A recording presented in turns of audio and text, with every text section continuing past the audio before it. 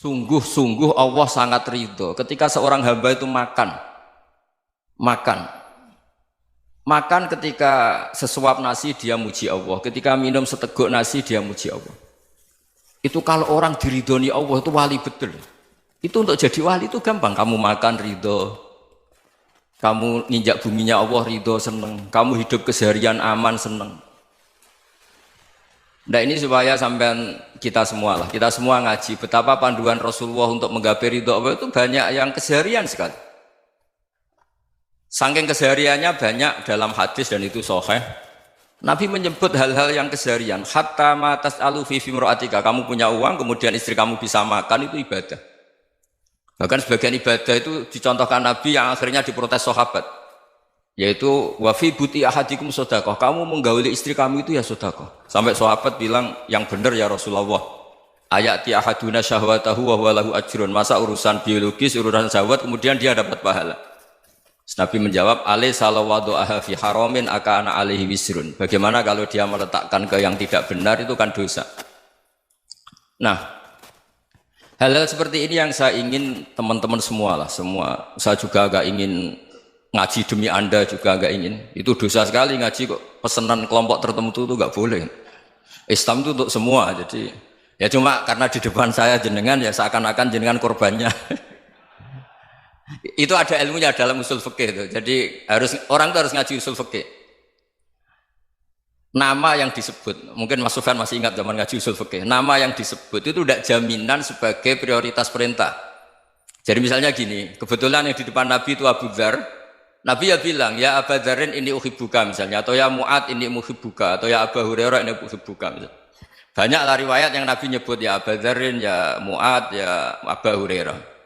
Kemudian misalnya Nabi meneruskan khitab, ini uhibbuka, saya mencintai kamu, fakul dubur sholatin, atau sebagian riwayat disebut fala tada'anna dubura kulli sholatin, Allahumma inni ala dzikrika wa syukrika wa husni ibadatik. Saya mencintai kamu, siapa saja, Mu'ad bisa, Abu Dzar bisa siapa. Saya mencintai kamu, mohon kalau habis sholat kamu jangan lupa wiridan Allahumma inni ala dzikrika wa syukrika wa husni ibadatik. Ya Allah, tolong kami permudah supaya mudah ingat Engkau. Anda tidak bisa mentang-mentang, wong nama saya Parmin, nama saya Purnomo, itu yang diperintahkan Mu'ad misalnya. Jadi yang disebut satu, tapi khitab itu untuk siapa saja. Saya teruskan. Jadi saya mohon semua kita melakukan kebaikan itu, kalau dalam kaidah fikih disebut al yakin la yuzalu bisyak. Banyak kebaikan yang kebenarannya itu 100%. Tidak punya efek samping ke pihak lain, ke kelompok lain, ke komunitas lain. Itu tadi misalnya Anda makan, dan itu murah sekali, hanya butuh satu piring. Setiap punyaan kamu muji Allah, setiap minum kamu muji Allah. Itu redaksinya Rasulullah SAW disebut, Allah sangat ridho ketika seorang hamba makan, kemudian dia memuji Allah. Atau minum, kemudian dia muji Allah. Logikanya gampang, negara seperti ini yang kamu harapkan bentuknya kayak apa, mertua, ipar, komunitas, tetangga, itu nyata terjadi itu kan belum pasti. Sementara yang mesti terjadi adalah kamu butuh makan, kalau tidak mati. Butuh minum, kalau tidak mati. Butuh bumi yang nyaman ditempati, kalau tidak kita juga mati. Sebab itu Allah kalau menyebut nikmatnya itu hal-hal yang keseharian. Alladzi at'amahum min ju'. Allah itu siapa? Allah itu yang menciptakan kamu bisa makan. Tidak berlebihan, Allah itu yang menciptakan kondisi sosial itu ideal. Zaman Nabi itu ya ada orang munafik.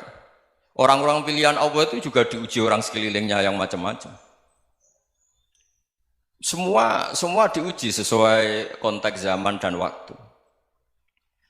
Nah, tapi ada ibadah-ibadah yang selalu disarankan Nabi. Sampai Nabi itu pernah ditanya, ayul islami khairun ya Rasulullah, Islam terbaik itu gimana? Jawaban Nabi itu unik. It'amut to'am, Islam terbaik itu ya makan-makan, yang santai-santai. Ketika Allah menyebut beberapa kebaikan, falak tahamal aqobah, wa ma adrokan apa? Mal aqobah. Terusannya apa? Fakku rokobah. Terusannya apa? Au it'amun fiyaumin di masubah. Ya itu acara makan-makan itu juga Islam. Kenapa? Ya bayangkan kalau tidak ada makanan, kita mati kan? Kondisi sosial tidak ideal itu Anda masih gak apa-apa, tapi kalau Anda tidak makan, Anda tidak minum, Kamu punya istri cerewet masih bisa hidup, punya mertua cerewet masih bisa hidup. Tapi kalau tidak makan bisa mati. Berarti penting mana istri sama makan? Penting mana? Makan.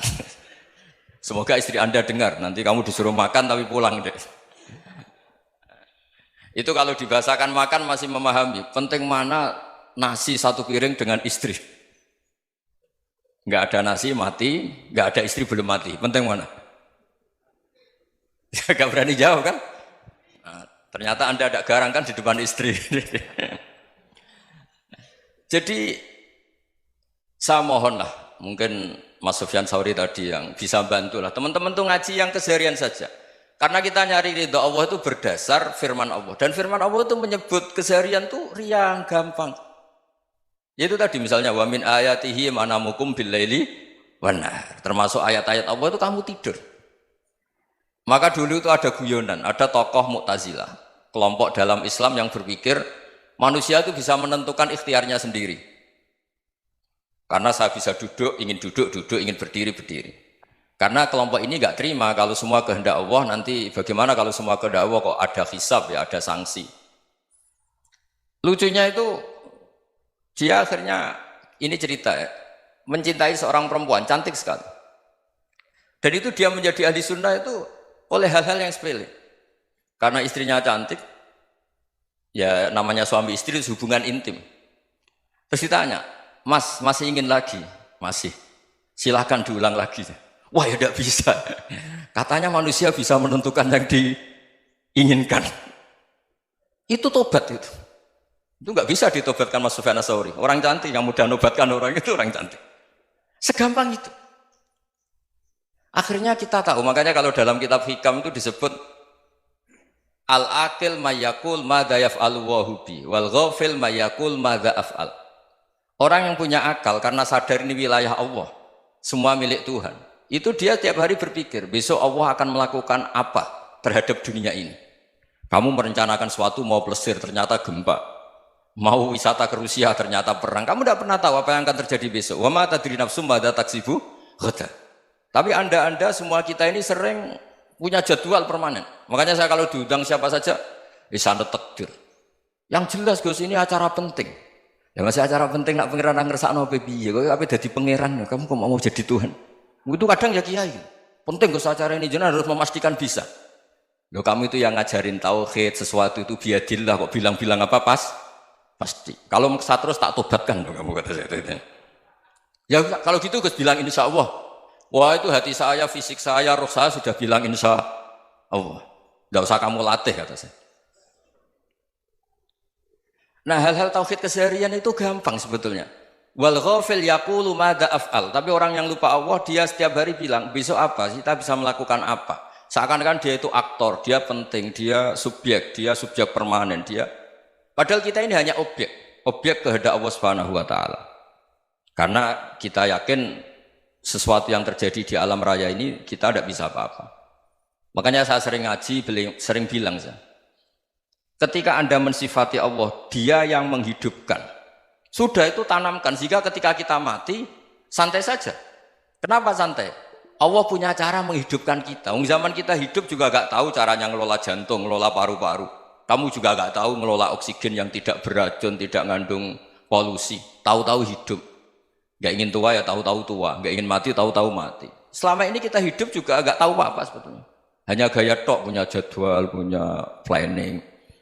Kalau kamu bisa menentukan pilihan Anda, pasti Anda istrinya cantik, 4 neriman semua, kona'ah semua. Nyatanya enggak kan? Ada 1 jelek, cerewet. Oh itu kan, nyatanya enggak bisa apa-apa Anda kan? Dan kamu bawa mati lagi. Itu kan, istri Anda juga gitu, punya keinginan, punya suami yang ganteng, yang jabat, yang neriman, yang enggak poligami. Ya enggak kesampaian juga. Kalau kita ngitung tingkat kegagalan kita itu gagal terus. Ya kan? Nah, terus ingat Allah, madza yaf'alu wa bi. Orang yang punya akal selalu berpikir Allah itu menghendaki apa terhadap saya. Lalu sama-sama orang melihat orang yang serius, itu kata Anda itu pemikir berat, serius, senang punya tokoh yang merengut tuh, karena kamu anggap serius. Tapi sebagian orang anggap orang yang serius itu wong merengut, wong masam, wong muka kok ditekuk. Jadi sama Itu hati ya muqallibal qulub tsabbit qalbi ala dini, karena kita nggak tahu cara berpikir kita tentang orang lain, tentang sekeliling kita. Misalnya kita orang baik yang jenis ngurmat fakir miskin, ada orang bangun masjid mewah itu janggal. Apa artinya masjid mewah kalau banyak orang kelaparan? Tapi kalau yang jenis pendidikan, apa artinya masjid mewah kalau tidak bisa ngaji? Nanti yang jenis infrastruktur, apa artinya ini kalau semuanya punya sudut pandang yang berbeda-beda. Dan Islam mengapresiasi semua kebaikan. Tapi katakan semua kebaikan itu adalah kehendak Allah Subhanahu wa taala. Karena apapun baik Anda itu pakai fasilitas yang diberikan oleh Allah Subhanahu wa taala. Sehingga ini yang disebut qulillah tsumadarhum fi khawdihim yal'abun. Ya kembali tadi ke tema-tema bahwa keseharian Anda ini sudah Islami. Saat Anda tidak bisa melakukan apa saja. Saya sering ada jenazah, biasanya kalau tetangga meninggal saya sering disuruh ngelepas. Saya bilang orang ini baik karena sering ngelamun di rumah, sering nganggur di rumah. Ditanya sama anaknya, kenapa Gus nganggur baik? Ya kalau dia nganggur artinya juga agak berbuat sesuatu yang maksiat kan? Ya kan? Orang nganggur di rumahnya ya tidak bunuh orang, tidak maling, tidak korupsi, ya namanya nganggur di rumah. Lah cuma istri cara pandang nganggur gak menghasilkan uang itu. Tapi juga gak menghasilkan kriminal kan?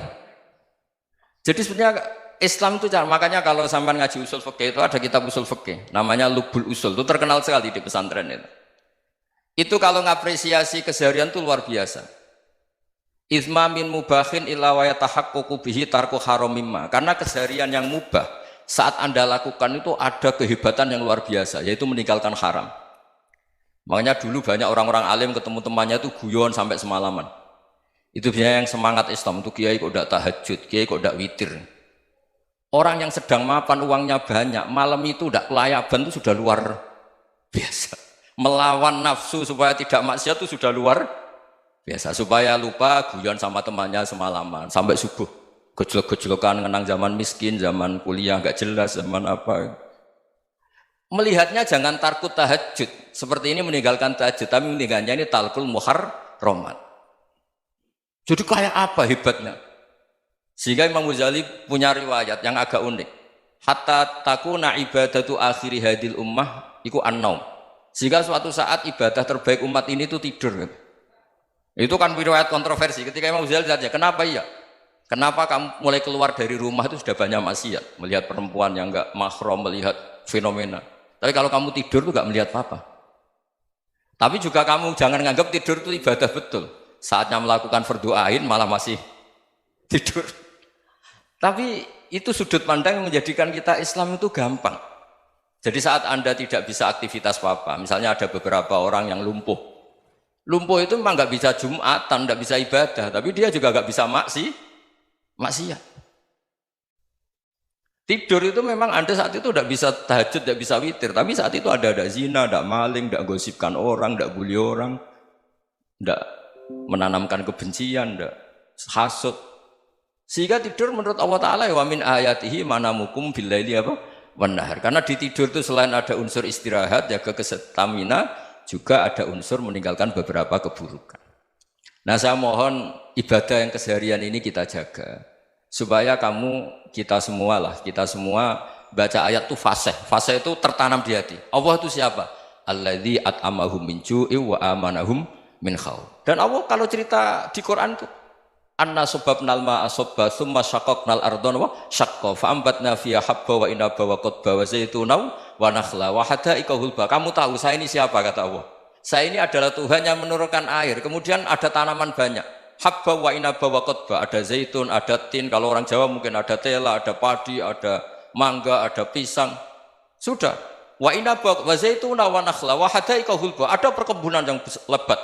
Tujuannya apa? Mata Allahkum, silahkan kamu pakai, kamu nikmati. Tapi karena kadang kita ini punya ide-ide besar. Tadi untuk syukur saja nunggu punya istri riman, rumah baik, tetangga baik, komunitas baik, semuanya baik baru syukur. Lama-lama nanti ada di surga, syukurnya nunggu surga paling kelas A. Itu sudah ada yang menghuni Rasulullah, kamu nggak boleh di situ. Masa untuk syukur saja? Repotnya Masya Allah. Jadi mohonlah Quran yang kalau Anda hafalkan juz sama itu kan ada ayat-ayat yang kayak tadi. Ya, fal yang dzuril insanu ila ta'ami. Coba lihat. Apa yang kamu makan nih? Dari mana? Dan untuk mempertahankan hidup kamu keseharian. Jadi jangan kira ibadah itu harus membentuk komunitas yang versi Anda. Ibadah itu harus yang hal yang mulu-mulu. Kesehariannya Anda alami. Loh ini saya tidak bikin-bikin. Saya ngaji bukan karena berdasar pesanan. Itu ayat yang saya bacakan betul ada ayatnya kan. Fal yang dzuril insanu ila tu'ami anna sababnal ma'a sabba thumma syaqqaqnal ardo syaqqa fa ambasna fiha habba wa inaba wa qadba wa zaituna wa nakhla wa hada'iqa ghulba. Terusannya apa? Mata'al lakum, silakan kamu nikmati. Mata itu silakan kamu nikmati. Ya kayak sampean dikasih hidangan ya makan. Ya sudah makan, habis makan ya minum, habis itu ngantuk ya tidur. Ya sudah normal-normal saja. Kayak apa indahnya Islam? Tapi Anda mencari Islam yang gimana lagi? Nah itu yang diajarkan guru-guru kita, diajarkan sanad kita sampai Wali Songo, sampai Rasulullah SAW. Bahwa pada akhirnya ada jihad, ada perang. Itu dulu memang perang, bukan membunuh, beda. Dulu kita dijajah Belanda ya perang, dan itu normal karena kita dijajah. Jadi ketika orang lain ingin baik sama kita, wa in ahadum minal musyrikin astajaruka ya fajirhu hatta yasma'a kalam Allah. Kalau mereka ingin baik ya kita baik.